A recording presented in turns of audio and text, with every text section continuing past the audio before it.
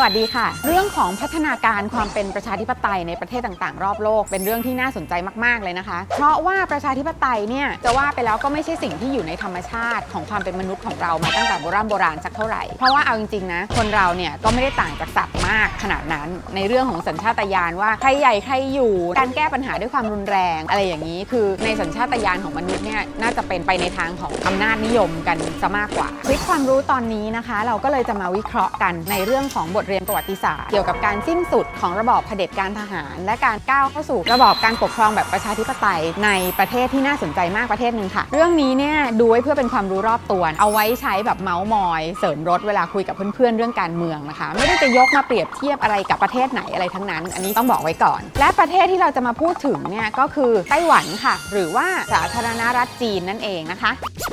ก่อนที่จะลงรายละเอียดเรื่องของประชาธิปไตยในไต้หวันนะคะจะขอซาวเสียงกันหน่อยนะคะว่าโดยส่วนตัวแล้วคุณผู้ชมเข้าใจว่าไต้หวันเนี่ยตั้งอยู่ตรงไหนคะถ้าหันหน้าเข้าหาแผนที่โลกออกจากประเทศไทยจะไปไต้หวันเนี่ยเราต้องเลี้ยวซ้ายเลี้ยวขวาหรือว่าไปข้างล่างคะเดี๋ยวโพลขึ้นที่หน้าจอกดเลือกกันเลยนะคะ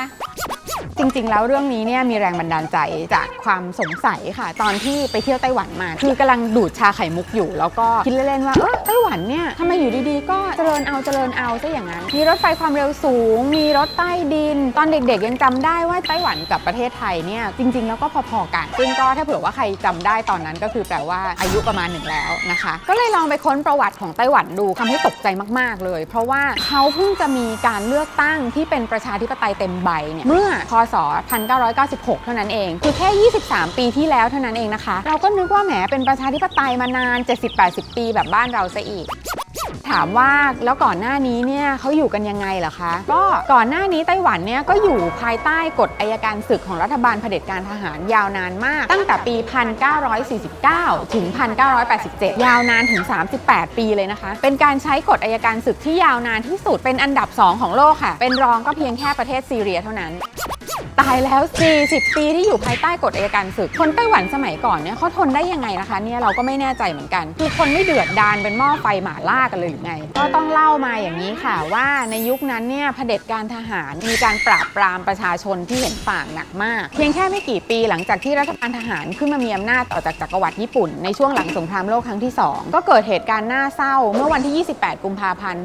1947 มีการปราบปรามคนที่ออกมาชุมนุมต่อต้านรัฐบาลเป็นการสังหารหมู่ที่มีตัวเลขผู้เสียชีวิตยังไม่แน่นอนนะคะจนถึงเดี๋ยวนี้แต่ว่าบางข้อมูลบอกว่าประมาณ 5,000 คนแต่บางข้อมูลเนี่ยก็บอกว่ามีสูงถึง 28,000 คนเลยค่ะและเหตุการณ์นี้ในทางประวัติศาสตร์ก็ถือว่าเป็นจุดเริ่มต้นของการกดขี่ประชาชนโดยอ้างว่าเป็นการปราบปรามคอมมิวนิสต์หรือที่เรียกว่า White Terror ที่แปลว่าความน่าสะพรึงกลัวของสีขาวที่เรียกว่าสีขาวก็เพราะว่ามันเป็นความรุนแรงของผู้ที่อ้างความถูกต้องในการปราบปรามคอมมิวนิสต์ที่เป็นสีแดงนั่นเองค่ะภายใต้ความโหดของ White Terror นั้นกินเวลายาวนานเกือบ40 ปีตลอดเวลา40 ปีเนี่ยมีการจับคนอุ้มคนโดยตำรวจลับมีการเก็บสถิติว่ามีผู้ถูกจับกุมถึง 1.4 แสนคนถูกประหารชีวิตไป 3-4,000 คนด้วยกันนะคะอันนี้คือข้อหาของการเป็นคอมมิวนิสต์ซึ่งในตอนนั้นเนี่ยเขาเรียกว่าเป็นเทรนด์ของโลกเลยแหละว่าถ้าเผื่อจะต้องการปราบปรามคนที่เห็นต่างทางการเมืองเนี่ยก็ยัดข้อหาให้เป็นคอมมิวนิสต์ซะแล้วก็หลังจากนั้นก็คือจะทำอะไรก็ได้มีความชอบธรรมทั้งหมดพูดถึงความโหดไปแล้วคราวนี้เรามาดูเหตุผลที่ผู้นำเผด็จการเขาใช้อ้างเพื่ออยู่ในอำนาจกันดีกว่าก่อนอื่นเราต้องเข้าใจประวัติศาสตร์จีนซะก่อนนะคะว่าความขัดแย้งที่เกิดขึ้นระหว่างไต้หวันกับจีนเนี่ยคืออะไรเขาทะเลาะกันนะคะจนถึงปัจจุบันเนี่ยเรื่องนี้ก็ยังไม่จบเรื่องแย่งกันเป็นจีนเดียวค่ะคือเขาแย่งกันว่าใครกันแน่ที่เป็นประเทศจีนที่แท้จริงความขัดแย้งนี้ก็ซ่อนอยู่ในชื่อของประเทศนะคะก็เคยงงกันไหมล่ะคะว่า2ประเทศนี้เนี่ยทำไมชื่อดูตีกันดูคล้ายๆกันเหมือนแบบใครก๊อปใครอะไรยังไงนะคะตกลงจะชื่อไต้หวันหรือชื่อสาธารณรัฐจีนกันแน่แล้วก็ทำไมอีกจีนหนึ่งที่เรียกว่าจีนแผ่นดินใหญ่เนี่ยมีชื่อเป็นทางการว่าสาธารณรัฐประชาชนจีนงงไหมอ่ะคือใครก๊อปใครไม่แน่ใจนะคะไม่ต้องกลัวนะคะเพื่อเข้าใจเรื่องแย่งกันเป็นจีนเดียวเนี่ยเราก็ต้องย้อนประวัติศาสตร์จีนกันก่อนค่ะจะขอเล่าแบบย่อๆนะคะอาจจะตกหล่นไปบ้างในรายละเอียดแต่ว่าขอแนะนำว่าดูเสร็จแล้วเนี่ยถ้าเผื่อว่าสนใจก็อาจจะเสียเวลาไปเปิดอ่านประวัติศาสตร์ในสื่ออื่นในหนังสืออื่นๆบ้างนะคะก็จะได้อรรถรสแล้วก็สนุกมากเลยอันนี้ต้องขอแนะนำให้ลองดูนะคะย้อนกลับไปในปี 1911 จีนเนี่ยเกิดการเปลี่ยนแปลงการปกครองราชวงศ์ชิงนะคะสิ้นสุดลงหมดยุคของฮ่องเต้มีการ ยึดอำนาจที่เกิดขึ้นโดยเหล่าทหารก็คือทหารยึดอำนาจแล้วก็ได้เข้าร่วมกับพรรคก๊กมินตั๋งนะคะเป็นพรรคการเมืองและได้ก่อตั้งประเทศขึ้นมาใหม่ในชื่อว่าสาธารณรัฐจีนที่ปกครองด้วยระบอบเผด็จการทหารด้วยความพยายามที่จะรวมชาติจีนขึ้นมาอีกครั้งหนึ่งสาธารณรัฐจีนก็คือชื่อเหมือนกับไต้หวันเลยนะคะแต่ว่ายังค่ะตอนนี้ยังไม่ใช่ไต้หวันการเวลาก็ผ่านไปถึงช่วงหลังสงครามโลกครั้งที่ 2เมื่อญี่ปุ่นแพ้สงครามเกาะไต้หวันหรือเกาะฟอร์โมซาที่ญี่ปุ่นเคยยึดมาจากจีนตั้งแต่ปี 1895 ก็ถูกรวมเข้าเป็นส่วนหนึ่งของสาธารณรัฐจีนค่ะตรงนี้ก็สำคัญนะคะญี่ปุ่นเนี่ยเคยปกครองเกาะไต้หวันยาวนานถึง 50 ปีเลยภาษาราชการในไต้หวันช่วงนั้นเป็นภาษาจีนฮกเกี้ยนและภาษาญี่ปุ่นผู้คนได้รับการศึกษาแบบญี่ปุ่นแม้แต่ทุกวันนี้เนี่ยผู้สูงอายุในไต้หวันหลายคนเนี่ยก็ยังพูดภาษาญี่ปุ่นได้อยู่หลายคนอาจจะมีชื่อจีนแล้วก็ยังมีชื่อญี่ปุ่นด้วยเรียกได้ว่าญี่ปุ่นเนี่ยมาล้างความเป็นจีนและปกครองไต้หวันในฐานะที่เป็นเจ้าอาณานิคมอย่างแท้จริงคราวนี้เรากลับมาที่ช่วงหลังสงครามโลกครั้งที่2นะคะช่วงหลังสงครามโลกครั้งที่2โลกก็เข้าสู่ความขัดแย้งครั้งใหม่ระบอบคอมมิวนิสต์เกิดฮิตขึ้นมาฮิตมากๆและขัดแย้งมากจนเป็นสงครามไปทั่วในประเทศจีนตอนนั้นก็เช่นกันค่ะพรรคก๊กมินตั๋งที่เป็นรัฐบาลกลางนำโดยจอมพลเจียงไคเชกต่อสู้กับพรรคคอมมิวนิสต์ที่นำโดยเหมาเจ๋อตงจนเกิดเป็นสงครามกลางเมืองขึ้นผลปรากฏว่าเหมาเจ๋อตงไอเดียเจ๋งกว่ามีคอนเซปต์โดนใจชาวนาที่เป็นประชากรส่วนใหญ่ในจีนให้ลุกขึ้นมาต่อสู้ได้เรียกว่าเป็นกลยุทธ์แบบป่าล้อมเมืองชาวนามีเยอะกว่าทหารก็เลยชนะไปเจียงไคเชกและพรรคก๊กมินตั๋งเลยหนีมาตั้งรัฐบาลพลัดถิ่นที่เกาะไต้หวันขนข้าราชการมาเพียบเลยมีการประมาณการว่ามีคนหนีตามเจียงไคเชกจากแผ่นดินใหญ่มาไต้หวันเนี่ยเกือบ2 ล้านคนเลยนะคะในขณะที่ไต้หวันเองก็มีคนที่อยู่ที่นั่นอยู่แล้วเนี่ยอีก2 ล้านคนผลเป็นยังไงล่ะคะก็เละสิคะเกิดความแตกแยกเพราะว่าผู้มาใหม่ทำตัวเป็นจีนที่จีนกว่าบอกว่าตัวเองมาจากแผ่นดินใหญ่เป็นคนดีกว่าเป็นชนชั้นปกครองแต่ก็มาปกครองด้วยความคิดที่ว่ามาอยู่แค่ชั่วคราวนะสักวันหนึ่งก็จะกลับไปเป็นใหญ่ที่แผ่นดินใหญ่เหมือนเดิมคือก็ไม่ได้กล่าวว่ามาอยู่แบบถาวรด้วยอีกต่างหากสังคมตอนนั้นที่ไต้หวันงานการดีๆแล้วก็คุณภาพชีวิตเลิศๆเนี่ยกลายเป็นของสงวนสำหรับอภิสิทธิ์ชนจากแผ่นดินใหญ่ไปซะอย่างนั้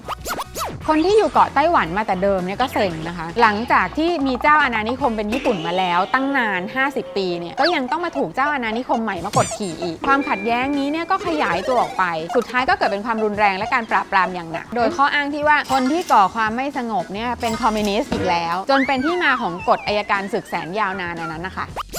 ะส่วนทางด้านเหมาเจ๋อตงที่ชนะไปนะคะก็เปลี่ยนแปลงจีนแผ่นดินใหญ่เนี่ยให้เป็นประเทศที่ปกครองโดยระบอบคอมมิวนิสต์และให้ชื่อประเทศใหม่ว่าสาธารณรัฐประชาชนจีนพอมาถึงตรงนี้แล้วเราก็เลยมีประเทศจีนอยู่2 ประเทศค่ะจีนที่อยู่ไต้หวันและจีนที่อยู่แผ่นดินใหญ่ที่เป็นคอมมิวนิสต์ต่างคนก็ต่างอ้างความเป็นเจ้าของซึ่งกันและกันเธอเป็นของฉันไม่นะเธอนั่นแหละเป็นของฉันก็วุ่นวายมากๆเลยค่ะแล้วนี่คือเรื่องประเทศนะคะไม่ใช่คนแค่2 คน3 คนอะไรอย่างนี้ช่วงแรกๆประชาคมโลกก็ให้การยอมรับจีนที่อยู่ไต้หวันมากกว่าซึ่งก็มีเหตุผลไม่ซับซ้อนอะไรนะคะเพราะว่าโลกทั้งโลกตอนนั้นเนี่ยทั้งเกลียดทั้งกลัวคอมมิวนิสต์อย่างมากใครๆก็เลยรับรองแล้วแถมไต้หวันเนี่ยก็ยังได้เป็นสมาชิกถาวรคณะมนตรีความมั่นคงแห่งสหประชาชาติด้วยอีกต่างหากรับรองมากๆเลยและเมื่อถึงจุดนี้ค่ะก็จะขอนำเสนอตัวละครใหม่เข้ามาตัวละครนั้นก็คือสหรัฐอเมริกาค่ะในช่วงยุค 1970 อเมริกาเนี่ยกำลังเข็ดขยาดกับการทำสงครามกับเวียดนามเป็นอันมากเพราะว่ารบกับเวียดนามมานานมากแต่ว่ารบยังไงก็ไม่ชนะสักทีก็อยากจะเลิกรบแล้วล่ะอยากจะถอนทหารละแต่ว่ามันก็เป็นการเสียหน้าค่ะคือเพราะว่าก็เดี๋ยวก็จะได้ชื่อว่าแพ้คอมมิวนิสต์แล้วจะทำยังไงกันดีล่ะทีนี้ก็ปรากฏว่าที่ปรึกษาด้านการต่างประเทศของประธานาธิบดีริชาร์ดนิกสันก็เป็นลุงแว่นหัวหยิกๆดังมากเลยคนนี้ชื่อว่านายเฮนรี่คิสซิงเจอร์เขาก็ได้กลิ่นมาค่ะว่าพวกคอมมิวนิสต์กำลังทะเลาะกันเองคอมมิวนิสต์จีนกับโซเวียตเนี่ยกำลังเหม็นกันเองเพราะว่าเริ่มจะคิดไม่ตรงกันแล้วก็เริ่มมีแบบว่าเรื่องบารมีที่ทับซ้อนกันเองนายคิสซิงเจอร์ก็เลยปิ๊งไอเดียค่ะเปลี่ยนนโยบายต่างประเทศครั้งใหญ่ขอเรียกว่าเป็นการย้ายค่ายเบอร์เดิมที่ยิ่งใหญ่ที่สุดเลยค่ะการเปลี่ยนครั้งนี้เนี่ยก็คือว่าอเมริกาเลือกเปลี่ยนข้างค่ะเลือกที่จะเข้าพวกกับคอมมิวนิสต์จีนแทนแล้วก็คิสซิงเจอร์นี่ก็จัดการให้นิกสันซื้อบัตรจับมือกับเหมาเจ๋อตงภาพออกมาเนี่ยกระหนุงกระหนิงน่ารักสนิทกันขึ้นมาซะอย่างนั้นผลที่ได้ค่ะก็คืออเมริกาเนี่ยได้ถอนกำลังจากเวียดนามส่วนจีนคอมมิวนิสต์ก็รบสงครามเวียดนามต่อให้โดยที่จีนเนี่ยสนับสนุนคอมมิวนิสต์กัมพูชาอีกทีนึงให้คอยรบกับเวียดนามซึ่งเวียดนามเนี่ยก็มีสหภาพโซเวียตหนุนหลังอยู่อันนี้เขาเรียกว่าเป็นสงครามตัวแทนนะคะซึ่งเกิดขึ้นอยู่ตลอดเวลาในยุคสงครามเย็น จีนทำแบบนี้เพราะอะไรคะเพราะว่าจีนแดงของเหมาเจ๋อตงเนี่ยไม่ชอบโซเวียตค่ะซึ่งจริงๆแล้วเนี่ยก็เป็นระบอบคอมมิวนิสต์เหมือนกันนะแล้วโซเวียตก็สนับสนุนเวียดนามอยู่เพราะฉะนั้นเนี่ยเวียดนามก็ถือเป็นศัตรูของจีนโดยทางอ้อมนี่คือวิธีการคิดของในยุคสงครามเย็นที่เป็นสงครามตัวแทนสรุปว่าอเมริกาเนี่ยก็ได้กลับบ้านส่วนลัทธิคอมมิวนิสต์ก็ไม่แผ่ขยายต่อไปเพราะว่ารบกันเองแล้วง่ายๆแค่นั้นเองค่ะไม่น่าเชื่อเลยนะคะพอบทจะจบก็จบง่ายๆและเหตุผลอีกข้อหนึ่งที่สำคัญยิ่งกว่าก็คืออเมริกาก็ได้ตกลงกับเหมาเจ๋อตงว่าจะยอมเปลี่ยนจากที่เคยรับรองจีนไต้หวันเป็นจีนที่แท้จริงเนี่ยหันมารับรองจีนคอมมิวนิสต์แทนจีนไต้หวันก็เลยตกกระป๋องไปค่ะและในปี 1971 สหประชาชาติก็รับรองจีนแผ่นดินใหญ่ว่าคือจีนเดียวจีนที่แท้จริงและตัดสัมพันธ์ทางการเมืองกับไต้หวันเรียกได้ว่าไต้หวันเนี่ยอกหักโดนเทหรือว่านกอย่างแรงเลยนะคะ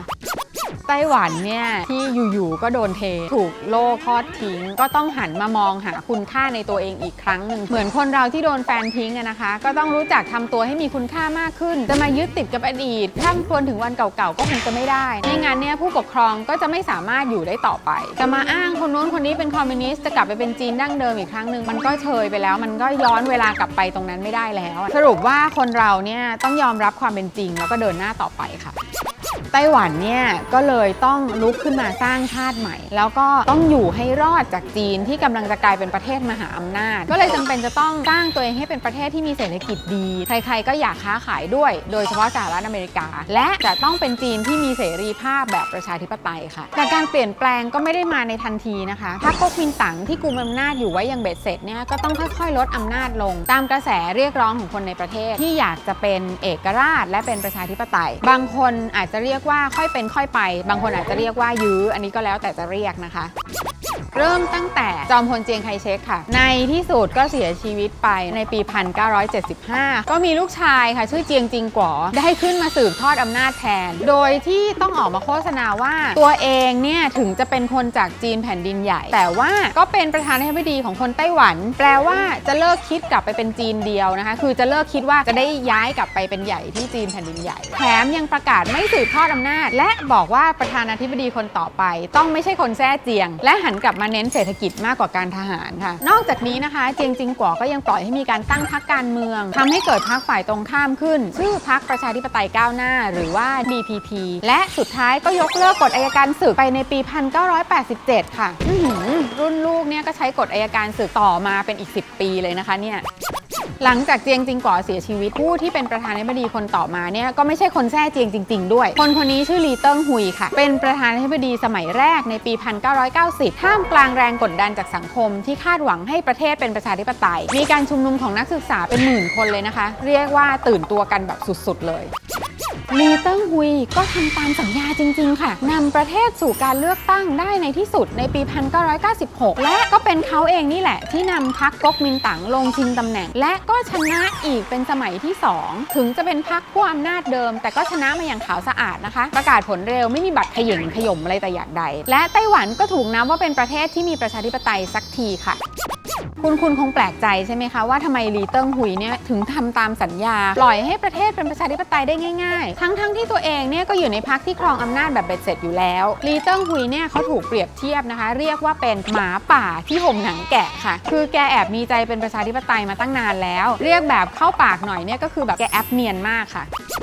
ในลีเติ้งฮุยเนี่ยแกมีพื้นเพเป็นคนไต้หวันดั้งเดิมเลยนะคะถือเป็นประธานาธิบดีไต้หวันคนแรกเลยที่ไม่ได้มาจากแผ่นดินใหญ่ในสมัยหนุ่มๆเนี่ยแกไปเรียนที่ญี่ปุ่นค่ะแล้วก็เป็นทหารให้กองทัพญี่ปุ่นด้วยแล้วก็ในลีเติ้งฮุยเนี่ยเป็นคนที่ไม่อินอย่างมากเกี่ยวกับเรื่องนโยบายจีนเดียวตั้งแต่แรกอยู่แล้วคือไม่อินจริงๆขนาดที่ว่าช่วง 2-3 ปีที่แล้วเนี่ยนะคะเคยมีดราม่าว่าในลีเติ้งฮุยเนี่ยให้สัมภาษณ์กับสื่อญี่ปุ่นหลุดปากเรียกญี่ปุ่นว่าเป็นประเทศแม่ของไต้หวันในอดีตนะคะโอ้ก็พลาดนะคะแต่แปลกนะคะที่แกก็ยังกลับมาทำงานกับพรรคก๊กมินตั๋งจนได้ดิบได้ดีชนะใจเจียงจิงก๋อได้รับการแต่งตั้งให้เป็นผู้นำคนต่อไปจนได้เป็นประธานาธิบดีเลยนะคะวิธีการเนี่ยก็คือแกค่อยๆใช้อำนาจที่ตัวเองมีเนี่ยเพิ่มคนหัวก้าวหน้าเข้ามาในพรรคโละคนแก่อนุรักษ์นิยมที่ฝันจะกลับไปอยู่กับแผ่นดินใหญ่ออกไปแล้วก็ใส่คนรุ่นใหม่ที่เรียนจบเมืองนอกมีหัวก้าวหน้าเข้ามาแทนจนในที่สุดอำนาจของแกก็มั่นคงค่ะ ลีเติ้งฮุยอยู่ครบ2เทอมนะคะก็ลาออกจากพรรคก๊กมินตั๋งแล้วก็ไปตั้งพรรคใหม่ที่มีจุดยืนเรียกร้องเอกราชเช่นเดียวกับพรรคฝ่ายตรงข้ามเพลกเช่นพรรค DPP ซะอย่างนั้นแล้วแกก็กลายเป็นรัฐบุรุษค่ะที่นำประเทศสู่ประชาธิปไตยแบบหล่อๆเนี่ยแหละค่ะรัฐบุรุษของจริงนะคะมันก็เป็นคำถามนะคะว่าลีเติ้งฮุยเนี่ยรักประชาธิปไตยจริงๆหรือว่าจริงๆแล้วเนี่ยฝืนกระแสโลกและเสียงของประชาชนไม่ไหวกันแน่อันนี้ก็ต้องลองเก็บไปคิดกันดูนะคะหลังจากนั้นนะคะการเมืองไต้หวันก็กลายเป็นผลัดกันแพ้ผลัดกันชนะระหว่างพรรคก๊กมินตั๋งที่ยังเชื่อว่าควรจะยอมรับอำนาจของจีนและพรรค DPP ซึ่งเป็นพรรคฝ่ายค้านที่ชูเรื่องการเป็นเอกราชจากจีนโดย DPP เนี่ยชนะการเลือกตั้งครั้งแรกในปี 2000 และประธานาธิบดีคนล่าสุดไช่อิงเหวินก็มาจากพรรค DPP นะคะชูนโยบายประกาศเอกราชแบบไม่กลัวจีนเลยค่ะจบแล้วค่ะเหนื่อยไหมคะคุณคิดว่าประชาธิปไตยของไต้หวันเนี่ยเป็นแบบไหนคะทุกวันนี้จอมพลเจียงไคเชกคนที่ถือว่าเป็นเผด็จการสุดโหดเนี่ยก็มีอนุสรณ์สถานอนุสาวรีย์ใหญ่โตมากเลยในไต้หวันแล้วก็ได้รับการยกย่องว่าเป็นบิดาของประเทศในขณะที่คนกลุ่มนึงก็ถือว่าการเชิดชูเจียงไคเชกเนี่ยเป็นเรื่องที่เลวร้ายมีบ่อยๆเลยนะคะที่ว่าเกิดเรื่องมีคนไปทุบอนุสาวรีย์เจียงไคเชกเนี่ยตามสวนสาธารณะหรือว่าอะไรต่างๆเพื่อแสดงว่าเขาไม่ลืมความโหดเหี้ยมคุณผู้ชมคิดว่ายังไงคะลองมาคอมเมนต์กันดูได้นะคะและการได้มาของประชาธิปไตยในไต้หวันเนี่ยคิดว่าเป็นเพราะว่าเป็นการต่อสู้อย่างค่อยเป็นค่อยไปกินระยะเวลาหลาย10 ปีหรือว่าเป็นเพราะเผด็จการเขาไม่ดื้อรู้สึกว่าฝืนธรรมชาติต่อไปไม่ไหวก็เลิกหรือเพราะว่าทั้ง2อย่างอันนี้เป็นเรื่องที่น่าคิดนะคะแต่เรื่องที่น่ายินดีเนี่ยก็คือว่าถึงโอกาสเขาจะน้อยแต่เขาก็คว้าไว้ได้และหลังจากยุค 1990 ประเทศไต้หวันก็เจริญเอาแบบพรวดอย่างที่เราเห็นนี่แหละค่ะส่วนเราเนี่ยได้คว้าอะไรไว้บ้างหรือเปล่าคะประเทศไทยเนี่ยผ่านยุค 1990 มาแล้วและเราได้อะไรมาบ้างก่อนจากกันนะคะขอทำโพลอีกสักรอบดีกว่าคุณคิดว่าการเปลี่ยนแปลงเป็นประชาธิปไตยของไต้หวันเนี่ยเกิดจากอะไร1นะคะเผด็จการคิดได้เอง2ประชาชนกดดันจนเผด็จการต้องยอมหรือ3ต่างชาติกดดันจนเผด็จการต้องยอมเดี๋ยวโพลขึ้นตรงหน้าจอแล้วคลิกเลือกกันเลยนะคะถ้าชอบคลิปความรู้แบบนี้จาก Spoke Dark นะคะก็อย่าลืมกดไลค์กดแชร์แล้วก็ช่วยกดติดตามกันด้วยนะคะที่นี่ค่ะกดเลยนะคะกด